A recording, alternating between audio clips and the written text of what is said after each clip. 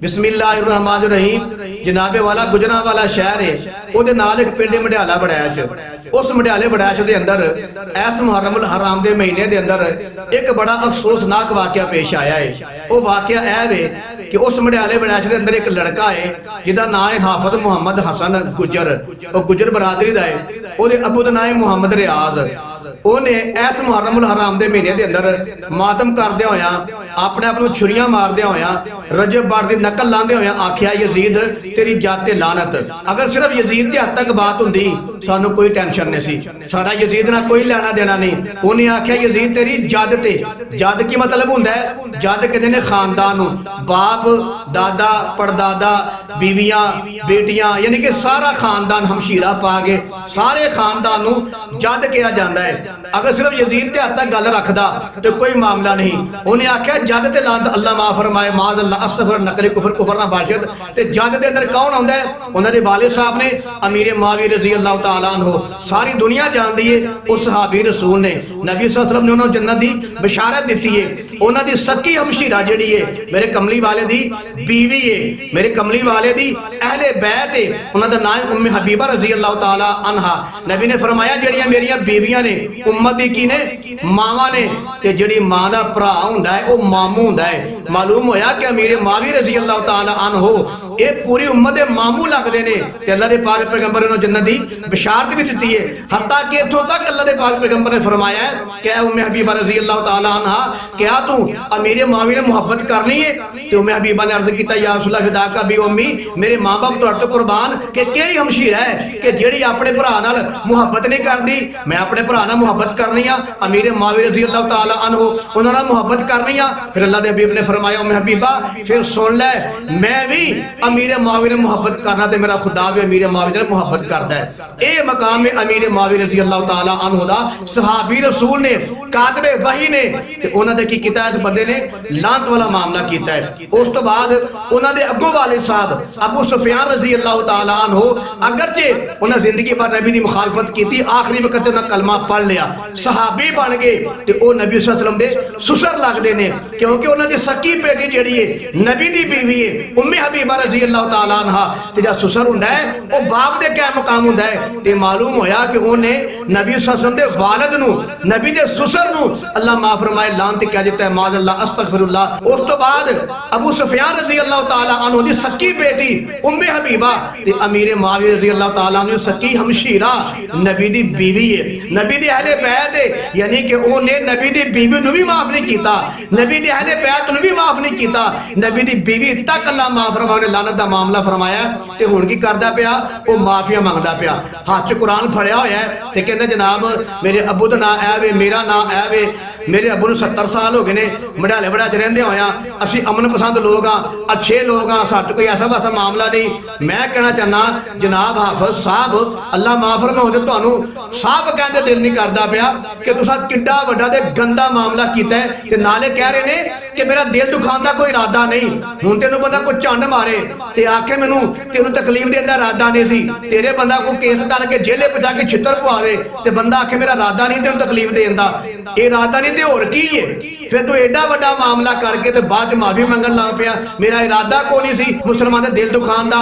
तू अमीर मुआविया रज़ी अल्लाह तआला अन्हु उन्हां दे लानत वाला मामला कीता है, अबू सुफियान दे लानत वाला मामला कीता है, नबी दे सुसर दे लानत वाला मामला कीता है ते नबी दी हरम नबी दी बीवी उम्मे हबीबा रज़ी अल्लाह तआला अन्हा ये भी जद विच आउंदियां ने। इन्हां दे लानत दा मामला कीता है ते हुण चंगा बन के ते अच्छा बन के कुरान हाथ च फड़ के ते माफी मंगदा पिया कि जनाब मेरा इरादा कोई नहीं सी, मैनूं पता लगा नहीं तू जाना है तू फीडर पीना है तेरा दिमाग नहीं काम करता कि तू की कह रहे हैं। ऐ केड़ा दौर है कि इन्नी उम्र हो के तू यानी कि छुरियां भी मारे हाफज भी होवे ते तू हुण आखे कि मैनूं पता लगा नहीं कोई भी है। पता तो हुण ते लगेगा ना। जी हाँ तेरा सहाबा कराम नूं ते तेरा नबी दी बीवी नूं बुरा भला कहना लानतां घलना इस बात की दलील है कि सहाबा कराम ते नबी दी बीवियां हुण की हो गई ने लावारिस हो गई ने। मैं कहना अल्हम्दुलिल्लाह जब तक साड़ी जान च जान है अल्लाह की कसम जो के कहना जिसम दे एक एक खून दे कतरे विचों अल्हम्दुलिल्लाह सहाबा दी मोहब्बत ठाठा मारे तेनू नजर आएगी। पूरी दुनिया सारी मखलूक तेरी वर्गी बदनसीब बन जाए तेरे वर्गी बकवास करने वाली बन जाए, तेरे वर्गी गंदी जबान वाली बन जाए। सारी मखलूक जिन्हें आसमान के सितारे ने, जिन्हें रेत के जर्रे ने, जिन्हें दरख्तां दे पत्ते ने, जिन्हें बारिश के कतरे ने, इन्नी होर 11 मरतबा 1000 मरतबा इन्नी मखलूक बन जाए ते तू जो मर्जी कहता रहे, सारी मखलूक तेरी नाल लग जाए ते भौंकन लग पे। अल्हम्दुलिल्लाह अल्लाह दे फजल मदद तौफीक दे नाल एक सुन्नी काफी है। सुन्नी मर सकता है, सुन्नी जिबा हो सकता है, जान दा नजराना दे सकता है। सुन्नी दे हर कतरे दे अंदरों, सुन्नी दे हर लू दे अंदरों यही आवाज आएगी, मेरे मुहम्मद दे सहाबा जिंदाबाद, अमीर मुआविया जिंदाबाद, अबू सुफियान जिंदाबाद, नबी दी बीवी उम्मे हबीबा जिंदाबाद, नबी दे अहले बैत जिंदाबाद, नबी दे सहाबा जिंदाबाद। आखिरी गल है कि तू यह गल ते कर छड़ी कि यजीद ते जाते लानत माद अल्लाह अस्तगफिरुल्लाह नकले कुफर ना बाशद, तू यह गल ते कर छड़ी बड़ी जुरत नाल, बड़ी बहादरी दे नाल, ताकि पता लगे मैं बड़ा बहादुर हां, मैं बड़ा जुरत वाला वां, मैं बड़ी बोली वाला वां, मैं बड़ी गल कर सकदा वां, मैनूं किसे कोल कोई डर नहीं लगदा, मैं डरन वाला नहीं, मैं झुकण वाला नहीं, मैं दबण वाला नहीं, मैं ऐ कर सकना ओ कर सकना, मैं फूवां मैं फावां, मैं बड़ी बहादरी नाल गल कीती है। ओ जे तू एडा ही बहादुर है, एडा ही बहादुर है, माफी केड़ी गल तू मना लगा? तू ते हुसैन नहीं है, तू ते अपने आप नूं आना कि आना मजनून हुसैन, के इमाम हुसैन दा मजनू आ, दीवाना वा।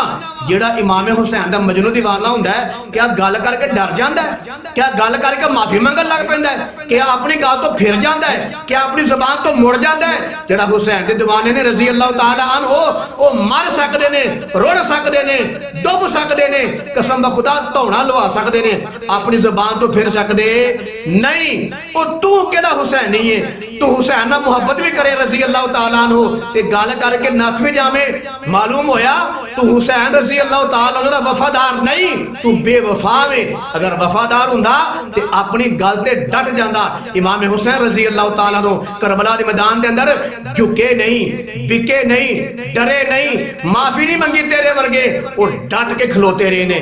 जी हाँ, बच्चे जिबा करवा ले, अली असगर, अली अकबर, अपने अहले बैत दे 21 अफराद जिबा करवा ले, लेकिन उस टोले सामने, कूफियां दे सामने ना झुके, ना डरे, ना दबे ते ना माफी मंगी। तू केड़ा हुसैनी है?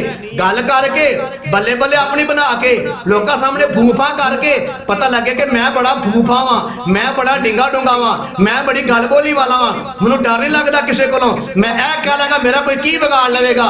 इन्नी गल करके हुण डर केड़ी गल तो गया? पहली गल हुसैन नहीं हुंदा ते तू तेरे मुझे जुमला ना निकलदा, तेरे मुझे जुमला निकलना इस बात की दलील है कि तू हुसैनी नहीं। ते दूजी बात है, अगर तू सही हुसैनी हुंदा फिर अपनी गल तो मुकरदा ना, अपनी गल तो फिरदा ना।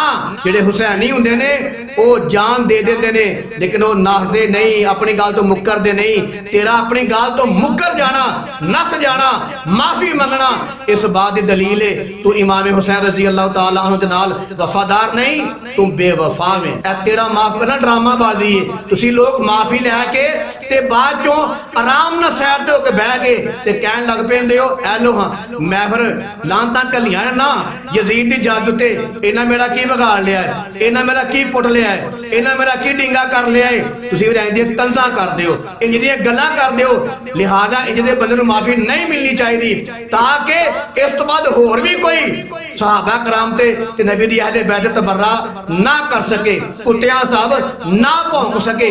अज इहनूं सजा मिलेगी ते कल कोई होर दोबारा इहदी जुरत नहीं करेगा। लिहाजा मेरी दरखास्त है कानून नाफज करने वाले इदारियां दे अगे इहड़ा मंडियाले वड़ैच दा हाफिज हसन गुजर है, इहनूं कानूनी तरीके दे नाल सख्त तो सख्त सजा मिलनी चाहिदी है, ताकि इस तो बाद कोई होर बंदा सहाबा कराम नूं ते नबी दी अहले बैत नूं कुत्ता कोई ना भौंक सके। लिहाजा मेरी दिली दुआ है अल्लाह तआला उन्होंने ते तुहानूं तमाम अहले इस्लाम मुसलमान भैन भाइयों नूं सहाबा कराम दे नाल और अहले बैत नाल मुहब्बत करन दी और उन्हां दा दिफा करन दी तौफीक नसीब फरमाए।